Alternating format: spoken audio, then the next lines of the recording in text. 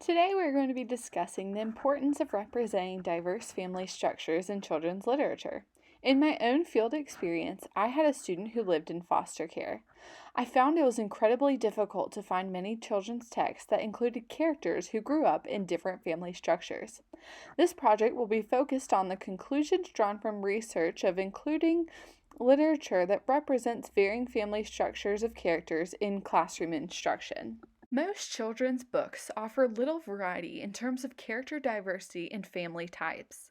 However, the majority of children in the United States do not live in quote unquote traditional family units or families that have two parents. Family structures today may include foster care, single parent homes, divorce circumstances, blended families, children raised by grandparents, and so much more. Traditional stories tend to only depict a nuclear type white family. When children grow up only seeing stereotypes of certain groups of people, they become much more narrow minded citizens. Part of the solution includes publishing authors from more diverse backgrounds, which is driven by consumer interests. It is important that texts that represent all types of characters are authentic and relevant to cultures today or the historical setting of the story. So, in order to discuss how to implement more diverse text into instruction, we must first address why it's important to have these authentic texts when we're teaching children. Children's texts have the opportunity to portray the world in a way where students are able to either resonate with the characters and circumstances in a story or also learn about realistic communities that are different from their own. Seeing only one type of family in a story is very dangerous. It can lead children to either think that every family is like their own or they don't see any characters that are like them, which can cause them to lose interest in reading altogether. Reading books on different types of families and living arrangements also provides opportunities for students to develop critical literacy skills as they identify different perspectives and characters in a text. In this way, children are able to make text to self and text to world connections and broaden their literacy skills in the process. For example, if I'm doing a read aloud about a child who's in foster care, my student that I have in my class who is also in foster care is able to resonate with that book, while my other students are able to make a text to world connection and learn more about the community around them. When choosing children's literature to implement in a classroom, it's important to focus on that partnership between the school and the family. So, guardians and families of children with linguistically and culturally diverse backgrounds highly value literacy just as much as any other family. Particularly in instances where children may be in foster care and adoption situations, it's important to not see these types of backgrounds as a deficit to their lives. Say immigrant families, for example, have lots of knowledge and experiences to enhance the classroom community. Finding out what environments that students come from allow for a teacher to select text to read in the classroom, as well as send suggestions for students to read with their families at home. Parental involvement in a child's education correlates with their academic success, so it's necessary to provide multiple opportunities for family involvement that allow for a connection to be made of diverse family structures that are in and out of a classroom to books that connect with the students. Literacy can be used not only to empower these students, but also their families.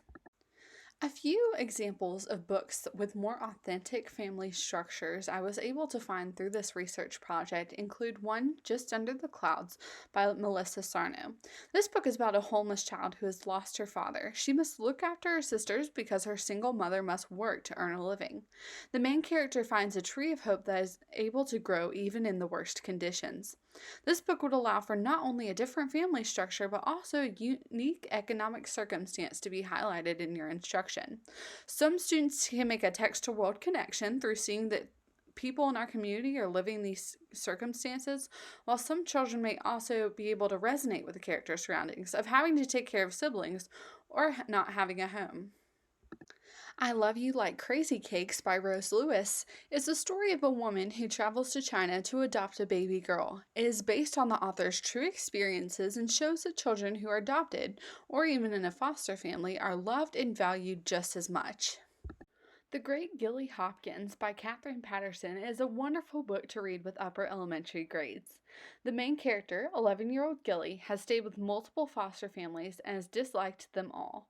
She is sent to live with the Trotters and tries to use her brilliance and creativity to find ways to leave the family. However, she is able to be welcomed into the family and finds her forever home. Visiting Day by Jacqueline Woodson is about a little girl who is raised by her grandmother. Her father is incarcerated and they get to go one day a month to visit him. Readers follow along with the community of families that prepare to visit loved ones and see that families, even though maybe separated, still share the same love.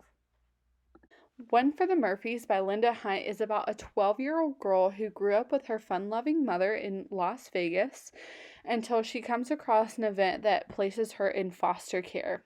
When she's placed with a family called the Murphys, which is a family with 3 boys, she's kind of blindsided. And so it's this journey about how she finds this place in a family that she's really new to.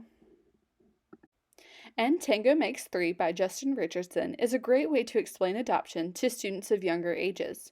2 penguins, Roy and Silo, from New York Central Park Zoo, sit on a penguin egg until it hatches, then takes the new baby penguin under their wing. This book redefines the concept of families. So, incorporating more authentic text in a classroom is so important. However, the last thing teachers need is just another thing put on their plate to do. So, one thing that can really be helpful for teachers in classrooms is to integrate. These books can serve as a mentor text for connections, character development, plot, setting, and so much more in the ELA block. Incorporating a wider range of text into instruction will allow for a greater diversity of characters to be featured. Children will learn more about themselves and the world through a wider array of texts.